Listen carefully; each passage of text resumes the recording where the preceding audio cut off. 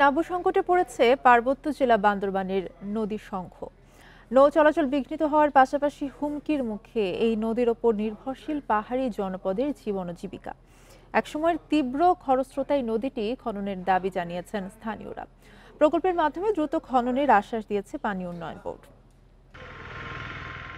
বান্দরবানের থানচির দুর্গম মদক এলাকার পাহাড় থেকে জন্ম শঙ্খ বা সাঙ্গু নদীর।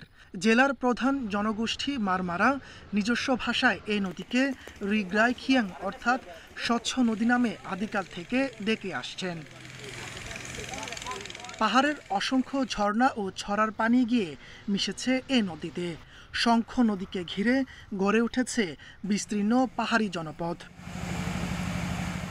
কিন্তু দিন দিন নদীর দুই পাড়ের পাহাড় ও বনাঞ্চল উজাড় হওয়ায় তলদেশ ভরাট হয়ে শুকনো মৌসুমে নদীটি পরিণত হয় খালে। ফলে নদীকে ঘিরে গড়ে ওঠা মানুষের জীবন জীবিকায় দেখা দিয়েছে অনিশ্চয়তা। আবার নাব্য সংকটে দুই একদিনের বৃষ্টিতেই নদীটি প্লাবিত করে রোমা, থানচি ও রোয়াংছড়ির অনেক এলাকা। আমাদের পানি কম থাকার কারণে আমাদের বাসগুলো আনতে আমাদের কষ্ট হয়। মালপত্র আনি খুব কষ্ট হচ্ছে, কারণ পানি খুব হাতের নিচে, যেখানে সেখানে বেজে যায়, খুব কষ্ট হচ্ছে।